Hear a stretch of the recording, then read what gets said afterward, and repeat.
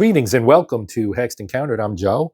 It is Midweek Magazine time, and it is Paper Wars. This is the latest issue from Compass Games. It is issue 109, and the game included is Baltic Freikorps 1919. As you can see, it is a purpose-designed solitaire game. So, and it is covering something that really, and at least in my experience, hasn't really been covered all that frequently. So there isn't a lot on it, but it's a little interesting slice of history from the immediate aftermath of the First World War. So let's take a look at the magazine, and I'll show you the components for the included game. And then, in a future video, we'll do a gameplay. All right, so taking a look here. So actually, I think I skipped a page. Yes, I did. All right, so here's the inside. You've got your table of contents, your usual thing here. The editorial from the editor of the magazine, Ty Bamba, that's right here. And it talks about the Freikorps, actually, and his impressions of the game design. The game itself was designed by Joseph Miranda. Then you have the Behind the Lines report from Adam Starkweather, where he talks about the things he's working on. He's a busy man when it comes to the things at Compass. He's working on Combat 3, Guadalcanal Diary, The Pacific, and Warriors of Politics that are close to being ready, I guess. And yeah, and then he's going to start working on the Doomsday Project Volume 3, Battle for the North, A Thirst for Glory, which is a Napoleonic game, and the Roman Empire. So, as you can see, he's quite a busy man, as I said. Then we have an article on the Baltic Freikorps from the game designer, Joseph Miranda, with background on it. Of course, Baltic, in this case, means the Baltic states, right? Estonia, Latvia, and Lithuania, which is mentioned here. A little history background on it, that it was part of Russia, obviously, for a long time, and also part of Poland in the case of Lithuania. And then immediately following the war, they were granted independence. That war being the First World War, of course, but there was still some maneuvering going on. You had a lot of unsettled situation in Russia with the rise of the Bolsheviks and ultimately the Soviet Union and so on and so forth, right? And they actually stayed independent until the Second World War, when the Soviets took it over and kept it after the war, as they took the slice of Poland that they took and kept the slice of Poland that they took when Germany and the Soviets partitioned Poland after the German attack in 1939. All right, player notes as well. So a little thing you can read to kind of help you get maybe some tips and tricks, not tricks necessarily, know what I mean, strategies, right, for the game. Again, from Joseph Miranda. Then we have a scenario for 1812, War on the Great Lakes Frontier. So this is obviously another game from Compass, and you have how Dearborn got his groove back. That's pretty funny. But obviously, this is the the rules and notes about that particular expansion.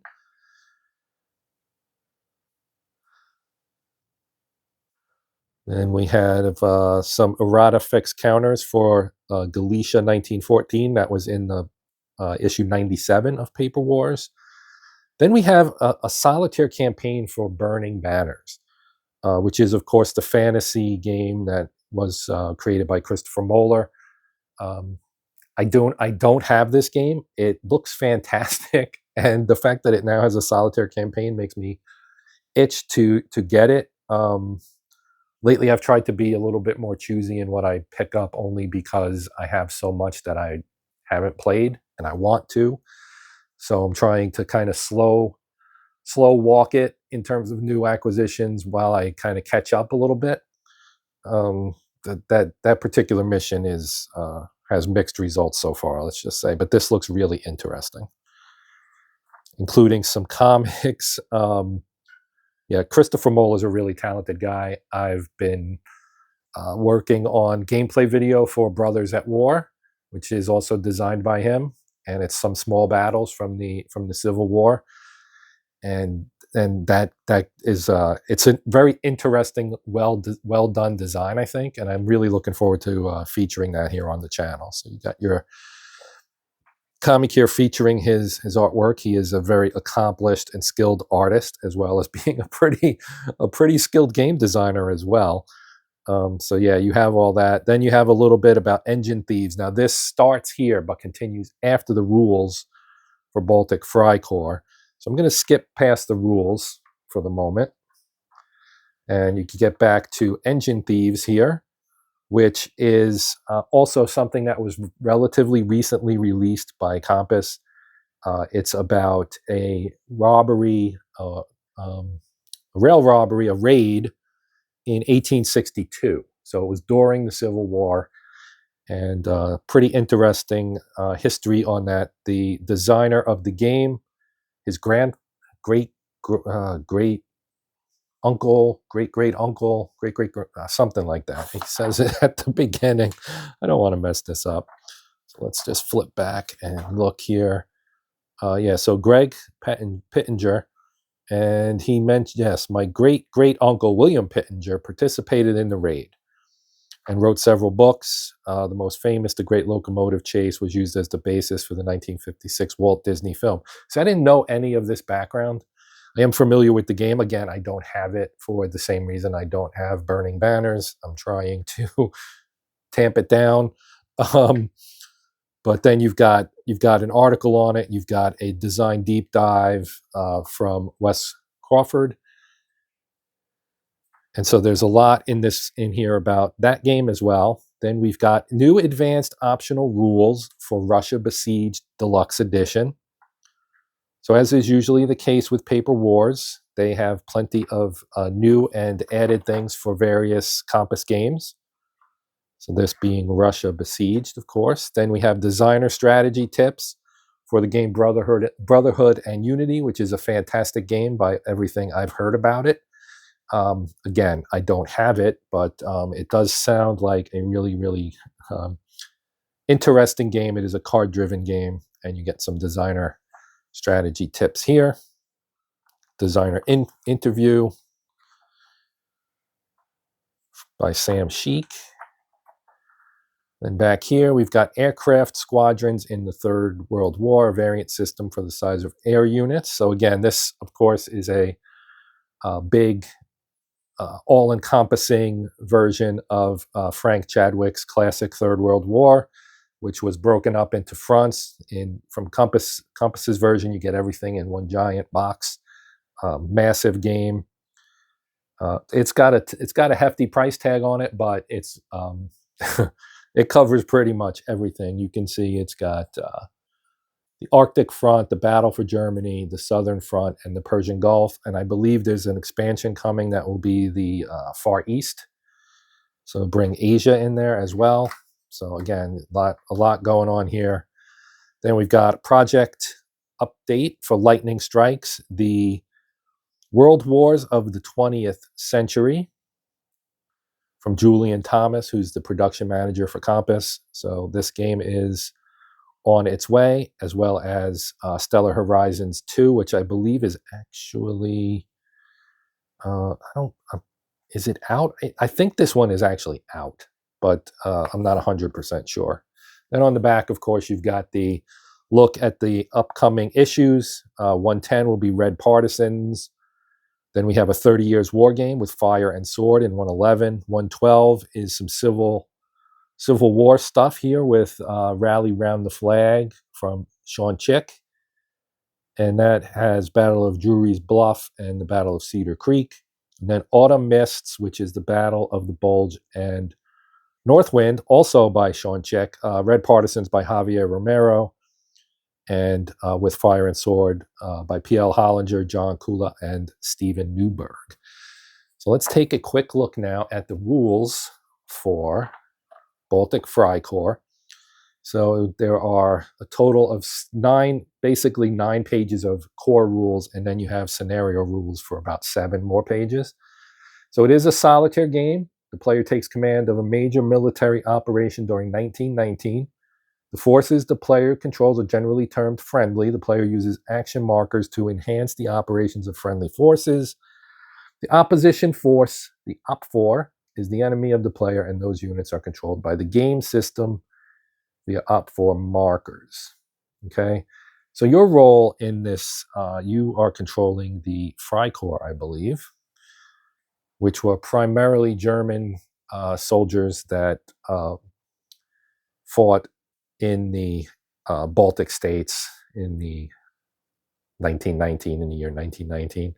So you have your description of the various units, your ground units. We'll see these on the counter sheet. There aren't that many counters for this particular game.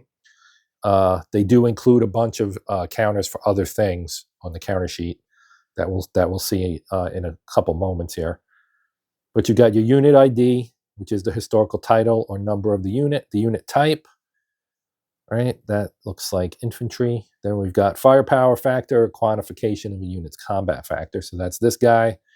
And movement factor is the 2. Then you have elite units that have a star symbol to mark them as elite, sitting between their firepower and movement. Then you'll have combat factors on both sides. The front side's full strength, the reverse side's reduced strength. That's fairly standard, of course. Airstrike markers, naval bombardment, and with a gunfire factor, they're used to attack enemy units similar to firepower. Markers, you got some terminology, relatively short. Do or die. Players will need at least 1 die to play the game. A helmet full would be nice. So if you have more than 1 die, that would be helpful. I have plenty, as I'm sure many war gamers do. How to set up your game. Operations, sequence of play. Operations sequencing. So the game is played in operations. Each operation goes through the phases outlined below. The player must execute these phases in this order. The player conducts friendly phases by taking actions with friendly forces. OP4 phases are executed by the player using enemy forces according to OP4 marker instructions. So you have friendly action marker phase. When you select an action marker and play it, then you have a reinforcement phase. Ground movement, ground combat. Then the OP4 marker, when you draw one of their markers and implement its effects, then they have a reinforcement, a movement, and a combat phase of their own.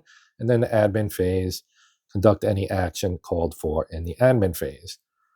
So you continue the sequence of play until the game comes to an end. This will be either an automatic victory, if an automatic victory situation occurs per scenario, or the operations marker is at 0 during the admin phase, or there are no more action or OP4 markers remaining. Then you've got action markers, reinforcements, refitting, stacking rules, ground unit movement, railroads, and I'm not going in depth because we will play this and you'll see the game. Railroads, OP4 marker activations. This is a sample armored train. You've got ground combat rules, firing, retreat, unique forces, elite units, marines, partisans, and static units. So you do have amphibious assaults, air missions, naval bombardment, recycling air and naval movement of ground units, which would be your amphibious assault is right here. Fog of war, system notes, major battles and morale, pursuit, engineers and pioneers, and then your scenario rules. So you have, I guess you have various scenarios. That is page 9. Here's 10. And it kind of goes through things here. You've got your unit sizes from corps, army, front, all the way down to battalions. And you've got initial deployment. So you can see you've got a Bolshevik contingent that sets up first in Petrograd, Krasnaya Gorka, Pskov, Riga, Daugavpils. I'm sorry, I have a hard time with that one. Reinforcement display. Daugavpils, that's what it is. Okay. Nationalists who set up second, the Freikorps contingent, I guess. Then you have your Baltic state contingent with their locations, the White Russians and the Allies, which is the Allied Royal Navy bombardment. Theater of operations. They have some special places, special spaces, Königsberg, Petrograd, and West Karelia. And then operations, and we've got all kinds of stuff in here. How Bolsheviks work, and so on and so on. And here is our look at the counters.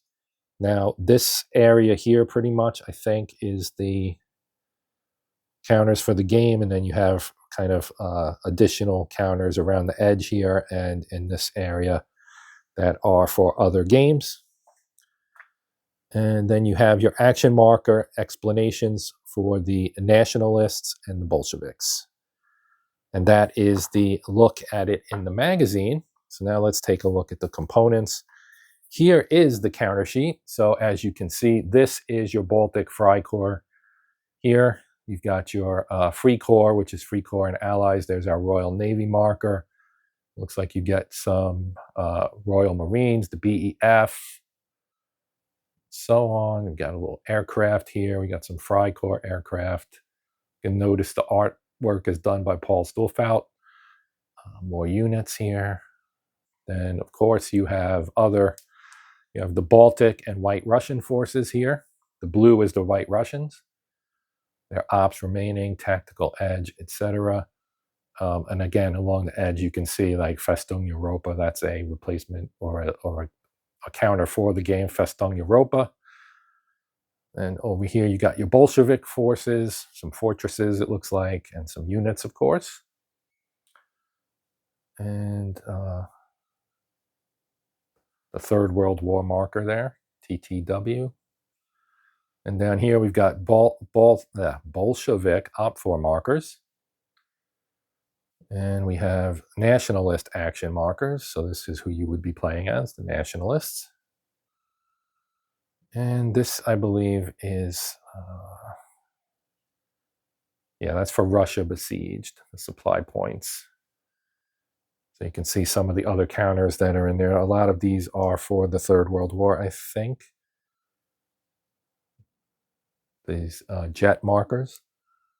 That does say, TTW, that is the Third World War. Of course, they are double-sided.